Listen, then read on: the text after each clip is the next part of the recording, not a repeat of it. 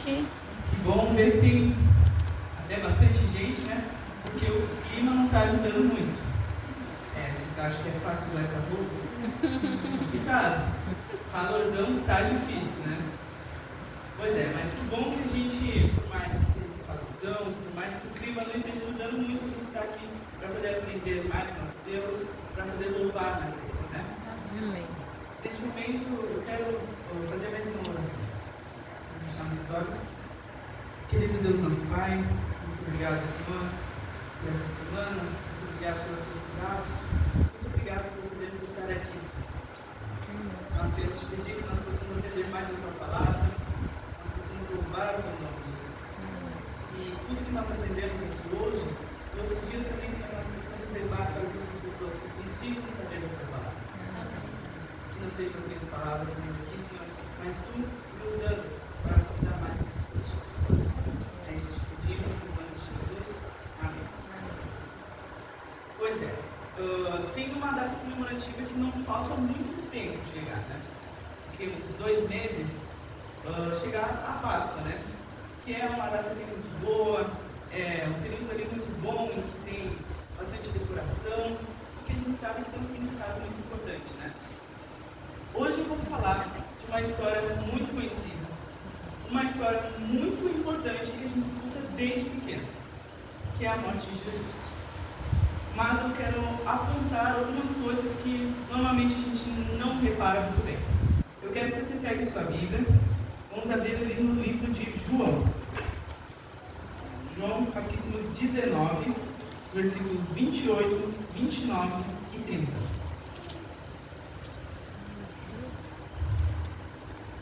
Novamente, então, João, capítulo 19, os versículos 28, 29 e 30.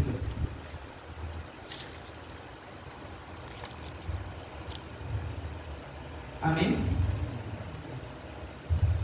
Então, ele diz assim: mais tarde, sabendo então que tudo estava concluído para que a Escritura se cumprisse, Jesus disse: tenho sede. Estava ali uma vasilha cheia de vinagre. Então embeberam uma esponja nela, colocaram a esponja na ponta de um caniço de isopo e ergueram até os lábios de Jesus. Tendo provado, Jesus disse: está consumado.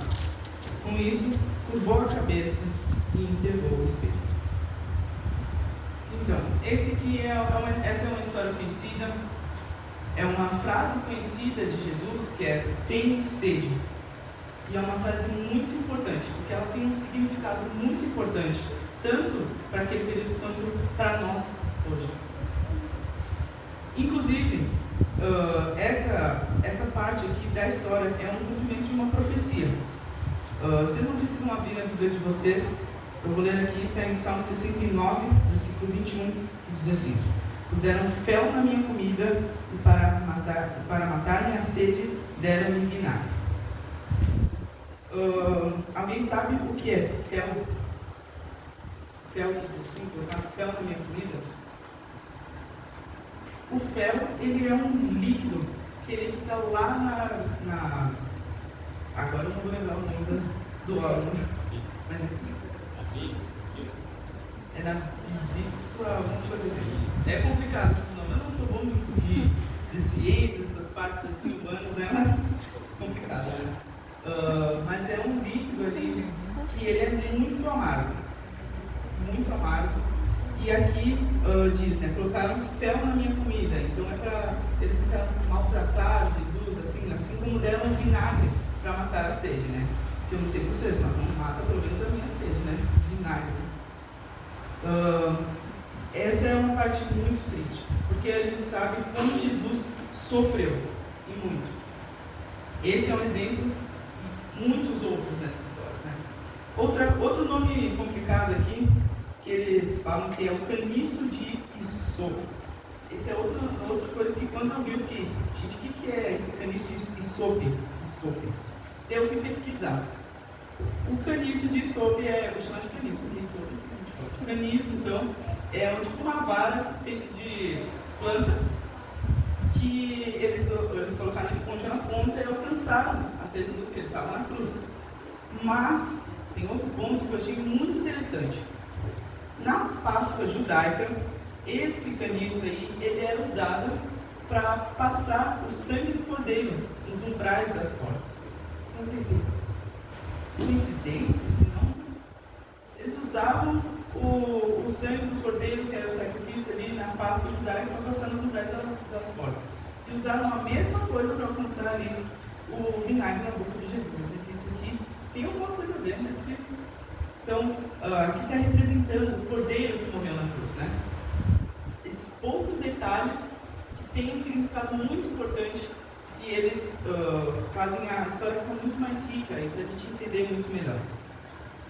Agora, alguma coisa que, quando eu li, quando eu pesquisei, eu não acreditei, né?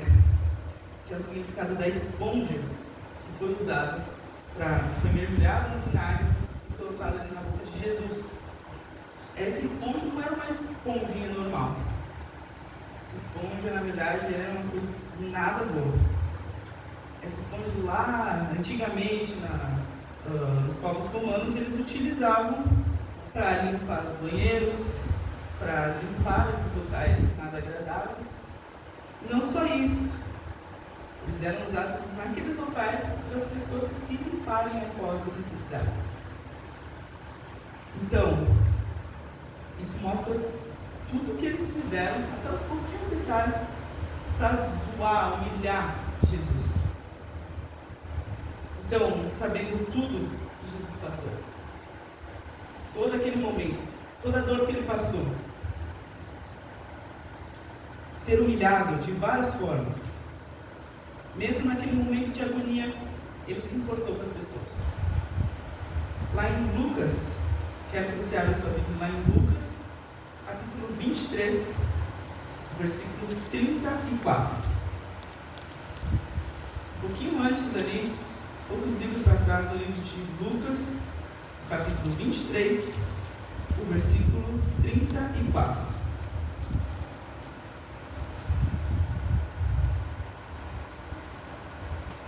Ali diz, Jesus disse, Pai, perdoa-lhes, pois não sabem o que estão fazendo.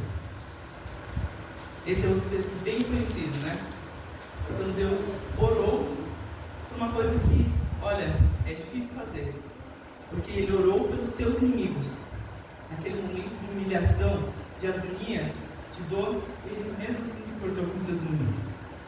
Também em Lucas, no capítulo 23, só que no versículo 43, Ele diz assim, Jesus lhe respondeu, eu garanto, hoje você estará comigo no paraíso. Então, naquele momento, também Jesus promete salvação àquele ladrão que se arrependeu, né? E também, lá em João capítulo 19, o mesmo capítulo que a gente estava antes. João capítulo 19, um pouquinho mais para frente ali, de Lucas. João capítulo 19, versículo 26 e 27. João capítulo 19, versículo 26 e 27, diz assim, quando Jesus viu sua mãe ali, e perto dela o discípulo a quem ele amava, disse à sua mãe, aí está o seu filho, e ao discípulo, aí está a sua mãe. Naquela hora em diante, o discípulo a recebeu em sua família. Então, naquele momento também ele se preocupou e cuidou também da sua mãe, deixando ela aos cuidados do seu discípulo, né?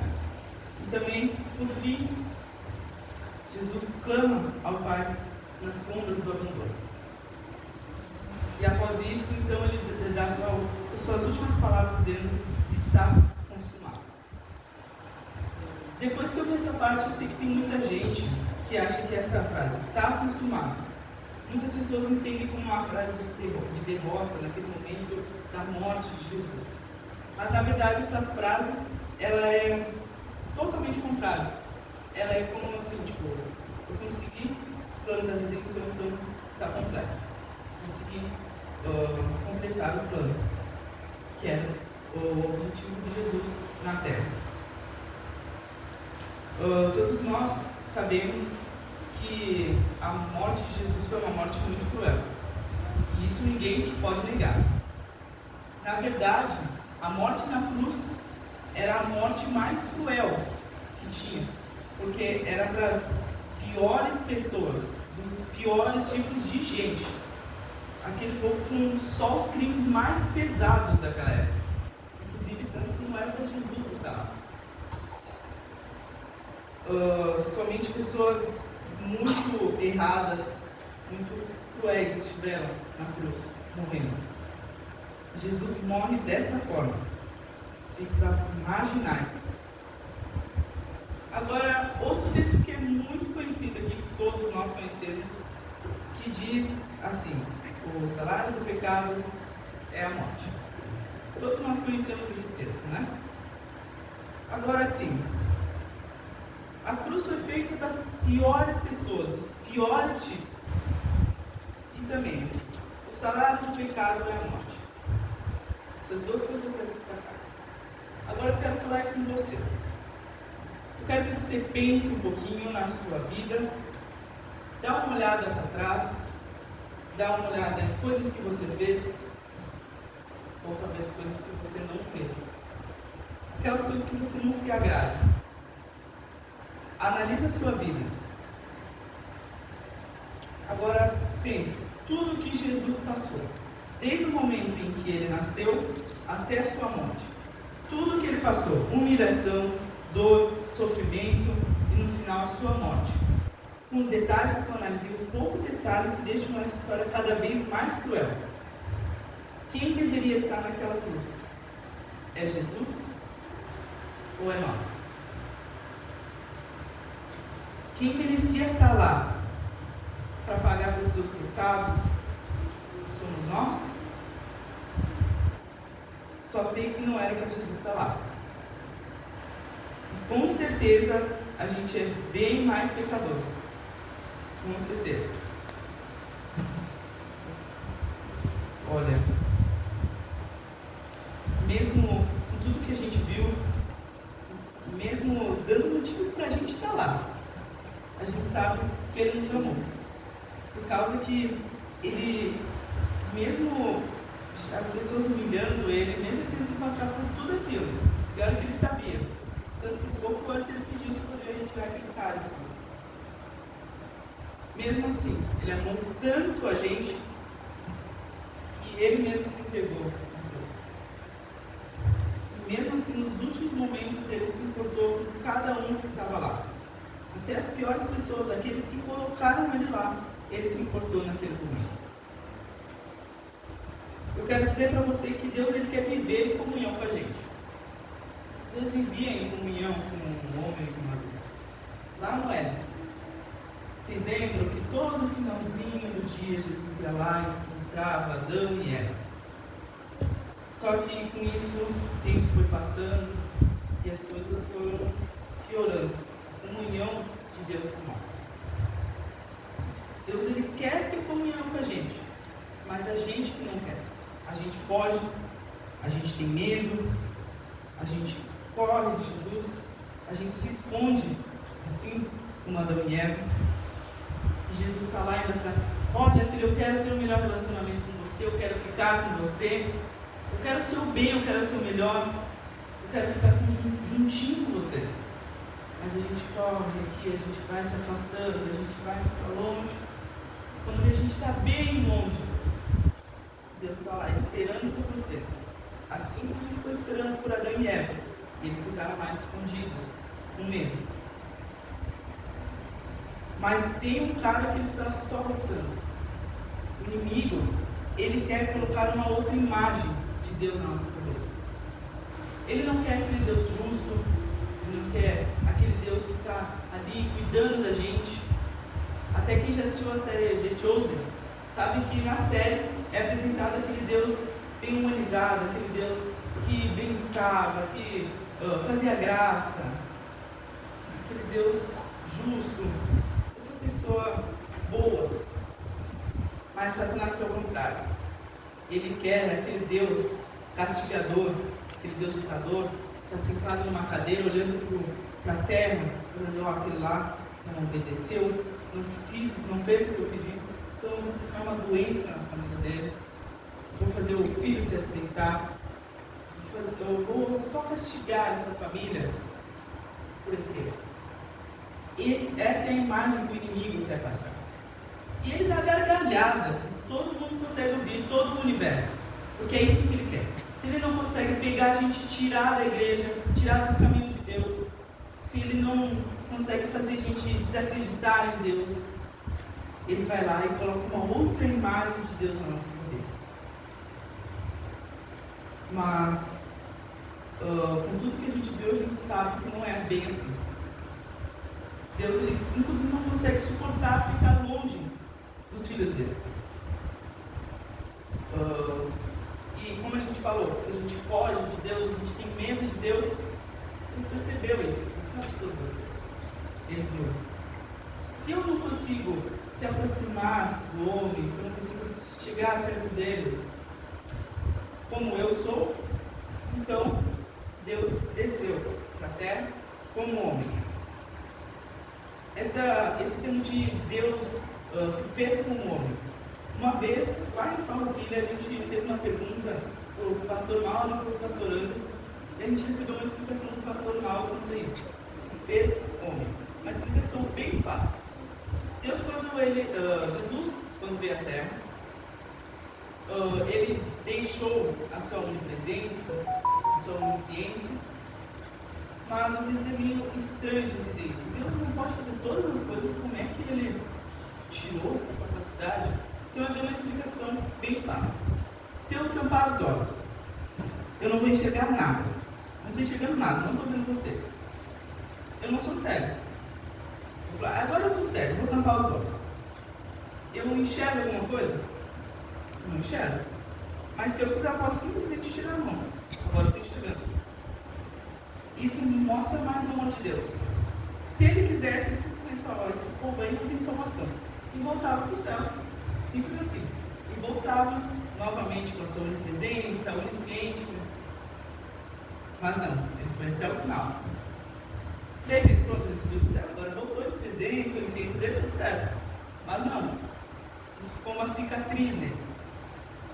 A gente vai lá para o céu, no fim do mundo, vai ficar lá junto com ele, mas ele não é mais onipresente, ele não é mais onisciente. E isso é estranho pensar. Jesus não é mais onisciente, onipresente, isso é estranho de pensar. Mas foi uma coisa que ele tomou para ele, uma cicatriz que ele não quis curar. Ele quis deixar como um símbolo do que ele passou aqui na Terra. Algo que fez a gente estar salvo do pecado. Jesus, durante toda a vida dele, ele desceu de uma forma humanizada, né? Mas uma forma assim que eu analisei e eu vi que ele mostra essa humanidade dele é neste momento em que ele diz: tenho sede. Jesus, ele virou tão homem que ele estava lá na cruz e ele sentiu sede. Ele pediu água da pior espécie, aqueles que colocaram ele lá na cruz. Ele pediu: tenho sede. Naquele momento, ele se sentia traído, motivos óbvios, ele se sentiu abandonado, ele era como homem, ele sentia tudo aquilo que a gente sente no nosso dia a dia. Quem nunca se sentiu traído por algum motivo, abandonado em algum momento? E eu te digo, que se Deus passou por todas essas coisas, e coisas piores ainda, até mesmo a morte, será que Ele nos entende? Deus com certeza sabe o que a gente está passando, sabe, conhece o nosso coração, Ele sabe o que a gente sente. Muitas vezes eu já ouvi gente falar que Deus entende a gente porque Ele é divino. Não é possível isso aqui. Tem uma coisa de errada isso aqui. Mas Deus passou por todas as coisas, Ele se fez homem. Ele se sentiu assim como a gente se sente. Ele não conhece o nosso coração. Ele já passou coisa pior. Porque se a gente está aqui, eu acho que nenhum de nós morremos, né? Mas Ele morreu. Ele sabe de coisa muito pior. Inclusive, tudo que ele passou, que eu falei aqui, às vezes a gente pode pensar, Deus, qual que é o meu valor? O que eu tenho aqui dentro que tem tanto valor a ponto de o Senhor fazer tudo isso para mim? Por que eu valo tanto? Às vezes é meio difícil de entender. E Deus deve olhar para a gente e falar assim, eu não sei, eu só sei que você é a coisa mais linda que eu tenho. Deus diz isso pra gente. Eu, pelo menos, não conheço uma pessoa que entregou o coração dela a Jesus e voltou desapontado. Porque quando Jesus disse tenho sede, ele estava dizendo que tudo que precisava ser feito concluiu, está pronto. Agora só basta uma coisa, a nossa decisão. Só basta a gente decidir. Depois que a gente se decide, a gente se entrega a Jesus, pronto. O resto já foi feito. Jesus já deixou tudo feito para nós. E nessa noite eu quero que cada um de vocês, eu quero que vocês imaginem assim no dia a dia de vocês, quando vocês estiverem precisando, estiverem num momento complicado. Eu quero que vocês imaginem a montanha lá em cima, as 3 luzes, Jesus no meio. Eu quero que você se imagine ali na frente, como se estivesse olhando para Jesus, como se estivesse naquela situação. Eu quero que você imagine tudo, a cara de cansado, as cicatrizes, o sangue. Mas eu quero que você olhe para os olhos de Jesus e veja o brilho que ele tem no olhar. Imagine ele dizendo, eu acredito em você, eu conheço você, eu sinto eu senti o que você sente no seu dia a dia.